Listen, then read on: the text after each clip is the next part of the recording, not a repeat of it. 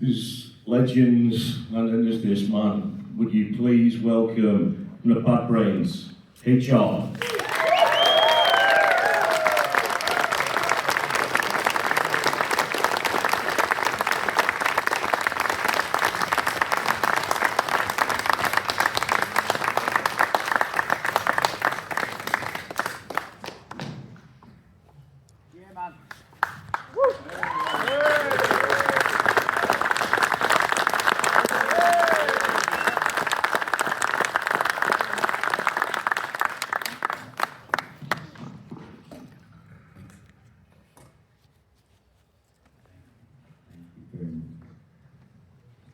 Well, HR, welcome to Rebellion.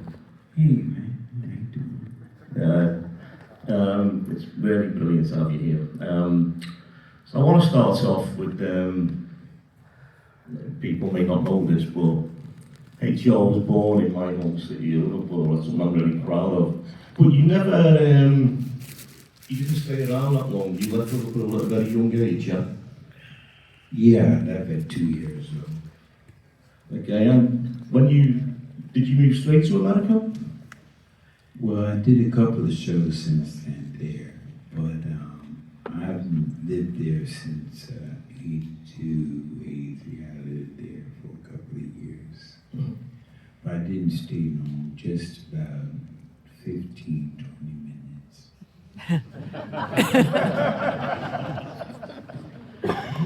So, eventually you pitched up in DC anyway, yeah?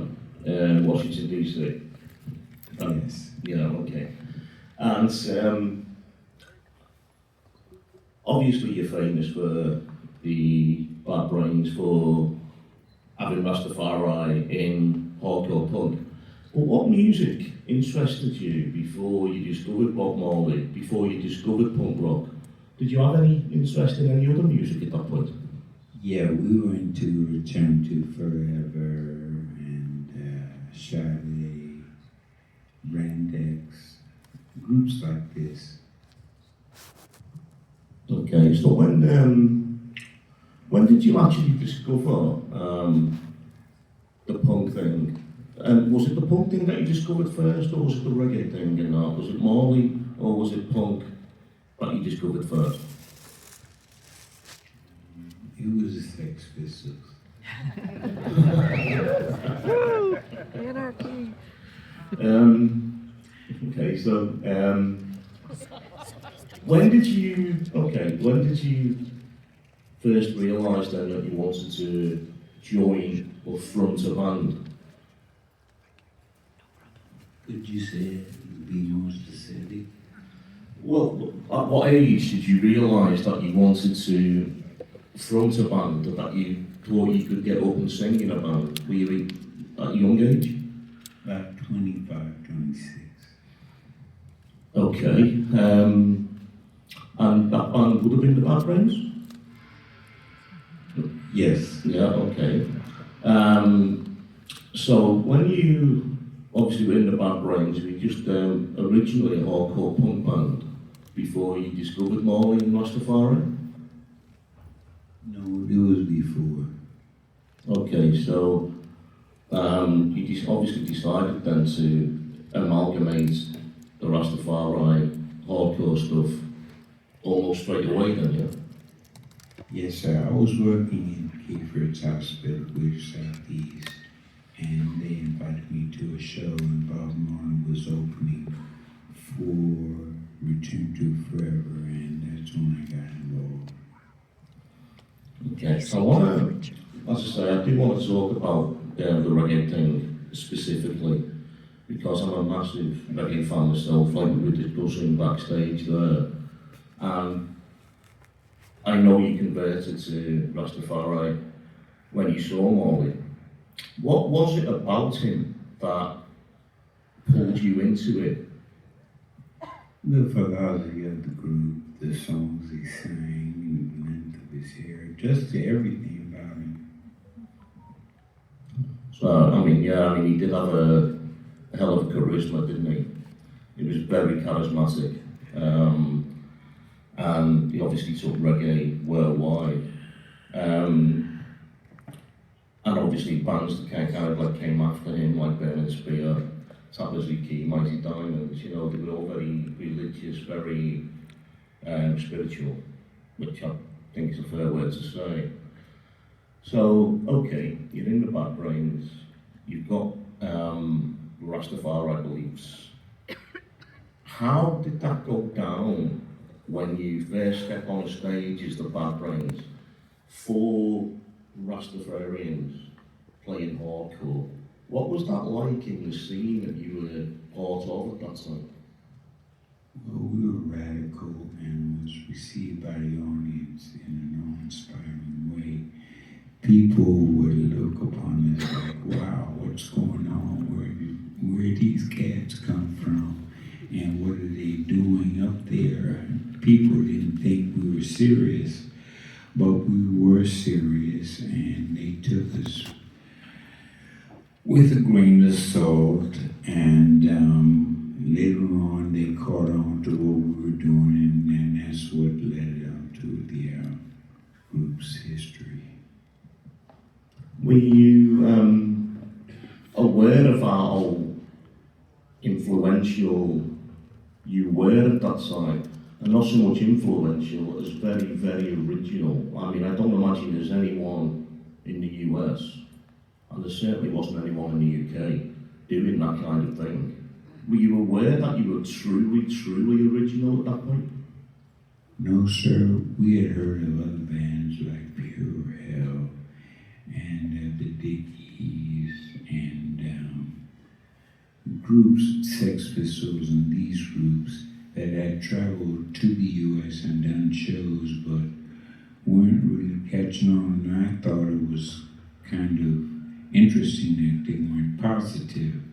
And I had read this book by Napoleon Hill, which was pointed to me by my father, called Think and Grow Rich. And so I incorporated the idea of being more positive and putting out lyrics that were more positive, and to have a philosophy, in the groups playing the Bad Brains, and just to be more positive, and that's when he caught on. That's, when you mentioned philosophy and positive, which is obviously the fundamentals of Rastafarianism, but also that became obviously part of the straight edge movement too. You know, the very positive mental attitude which you are credited with having brought to the fore. So again, like I asked you backstage earlier, back in like 77, 78, 79, sadly, we had some very unsavoury political elements in the UK that would infiltrate punk rock gigs. What was it like in America touring as four Rastafarians at punk shows? Did you encounter any kind of negativity? You must have encountered racism. Well, it was a struggle. It was hard for us at first. We had parked our van out front of a show at CBGB's a couple of blocks away, and had brand new equipment that was brought to us, bought by a man named Mo Sussman, who was one of our managers.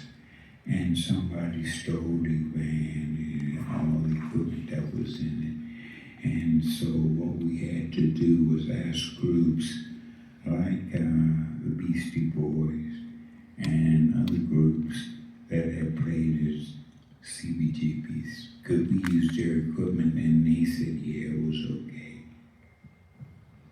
That's fair enough. That's a good answer. But what was, when you got there must have been positives to it. There must have been people within the punk scenes as you went round the States, which was obviously far bigger than the UK. You must have had more positive attitude than negative, more positive politics, if you like, than negative. Did it make you feel good knowing that there was people on your side? Well, it was a mixture of people. Some people were, well, could you go into detail about your philosophy? Some people were against the whole idea, and some people understood where we were coming from the beginning. Okay. So again, like we were talking about the first time myself, I don't know about the rest of the audience, became aware of the Bad Brains is when you released the Pain to Come single. And it took a while for it to get across the pond. And we saw the pictures first, so you can imagine the reaction of the UK punks reading about 4 Rastafarians releasing a hardcore punk single. But it was very influential over here. And were you aware that your record was actually making it over to the UK? No, we weren't aware of how popular the group was, but we did read in the magazine, The Music Express, about reaching #1 through this cassette that we put out, which was a cassette we did with Reach Out International Inter Records Roar cassette by Neil Cooper. Yeah, again, I think we remember the Raw cassette as well. I mean, that's actually quite a rarity now, I believe. So, the first album that you actually made, actually on plastic, I mean, that was, am I right, was it Eye Against Eye? Yeah. Yes. That was a very, very influential hardcore record when that made it to the UK. That's really, for me, when the Bad Brains really took off. That's when the Bad Brains became this important band. Did you feel that as well? Yes. A man named Rico Casey from the Cars had met with Daryl earlier, and he said, "Hey, you guys sound good." And so we went into the studio with Rico Casey and put that record out. Well, it was a very, very influential record, and you toured. Did you make it to Europe on the back of that record? Yes, we did. Yeah. The UK as well. Yes, we did. Okay, great. So, armed with that, when you got back to the States from Europe, did you notice the difference between the UK and American audiences? Yes. Yeah, what were the differences?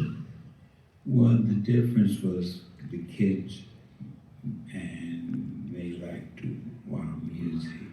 They understood what we were doing, and they invited their parents and also their friends. Okay, so at this point, I think the next record was Rock for Light. Yes, sir, that Rock for Light, and that was done several times by a young man who came into the dressing room at one of the shows. His name was Anthony County. And he said, "I really like y'all's music, and would you be willing to go into the studio and do what y'all are doing?" And so we said, "Yeah, sure, we'll give it a try." And that was, I think I'm right in saying, that was very much, that was quite a spiritual album. There's a lot more Rastafari on that one. Yes, sir, it was. Yeah, that was obviously a conscious decision. Was that a conscious decision to put more reggae and more Rastafari beliefs on that album? Yes, sir. You know, again, that sold very well, didn't it?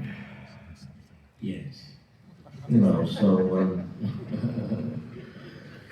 so what happened after that? Because if I'm right in saying, there was very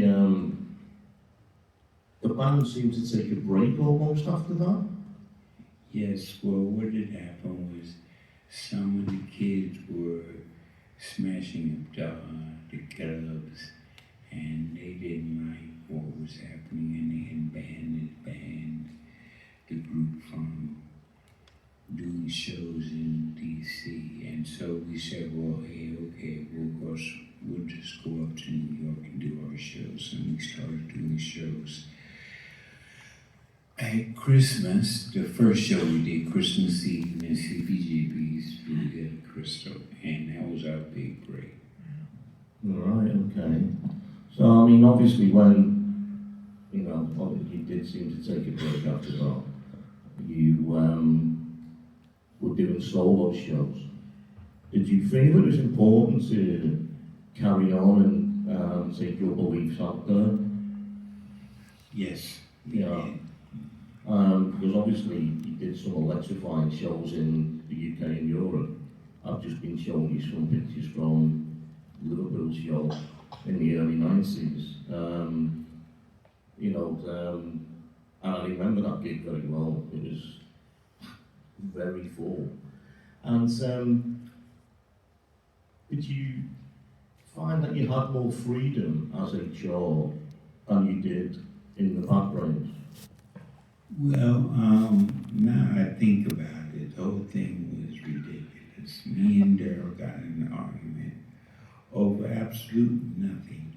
It was just, but I wanted to change the name of the band. And he kept on saying, sure, I'm going to change the name of the band, but he didn't. And year after year after year, he didn't. So in 1984, I heard one of the Copeland brothers, Mr. Copeland, doing an interview about human rights, which was an idea that I had caught on. I said, yeah, well, that's a good idea. That's what I'll call my name, Major. Okay. So, obviously, you're still doing the Bad Brains as well. Is it just HR now, or do the Bad Brains reconvene every so often, or? Well, Daryl incorporated with Dr. No, and my brother Earl incorporated with me. And he came to me and Daryl said, well, I'll tell you what, I have an idea. If I give you a certain amount of money, will you wash your hands of the Bad Brains? And I said, sure, okay, Daryl. Okay, controversial. When the show tonight, what can we expect? Are we going to get a HR set? Are we going to get half and half HR backgrounds? Or? Well, what I intend on doing is playing all roots rock reggae and giving the people the best reggae music that I have to offer, so we can expect a good, soulful reggae. Yeah, sounds good to me. Right on. Yeah.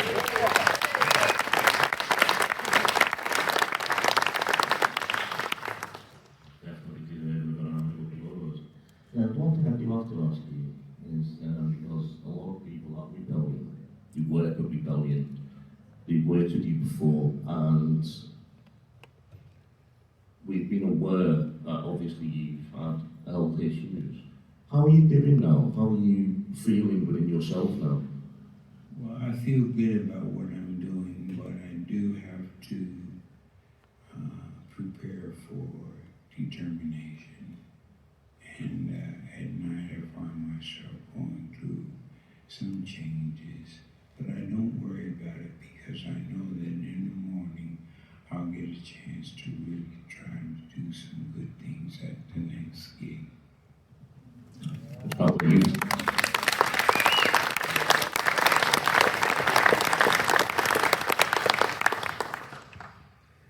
Is that where you find your positive mental attitude comes in with your health and you push on? Yes, sir. That's a great way to be. After you go back home, have you got any plans to record anything else? Have you got any tours planned back home in the States? Oh, yes. Yes, but we're going to do it independently. like to record and tour, so is that going to be more reggae? Yes. Fantastic. So what kind of band have you got right now? Kind of, how many people are in the band?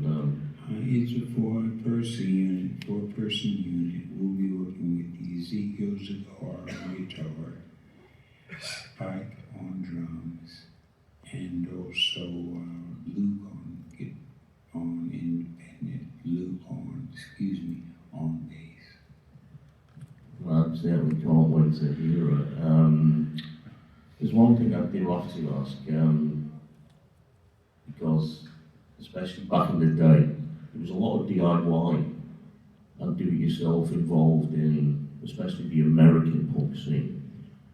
When you released Pentacom and then you released Rock for Light, because that was on quite a major-ish label.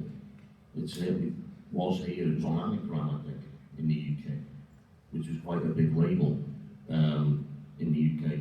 What did you prefer? Did you prefer the underground or did you prefer more the mainstream? Well, we knew eventually that what we were doing underground would be received commercially by everybody. And we didn't want to give up. We wanted to try to just keep the faith, keep working at it, and eventually it would catch on. Right, okay. Well, all I can say is I really am looking forward to the show, and I have to say this has been an incredible experience for me to sit here with you. It really is a dream come true for me, to talk about like reggae music and stuff like that. After Bob Marley, who were your favourite bands, the reggae bands of like Jamaica? Groups like Pablo Moses, Augustus Pablo, and the Wailers, Ziggy Marley, Damian Marley, Stephen Marley, Skip Marley. These kind of groups. Any Marley will do. It's funny you say the Wailers because I'm a big fan of the Bunny Wailer album, Black Hawk Man. Yes, me too. Yeah, that's a great record. I'm sorry, I'm really being self-indulgent now. But anyway, to wrap up the interview, again, all I can say is, HR, it's been an absolute privilege. Thank you so much, everybody.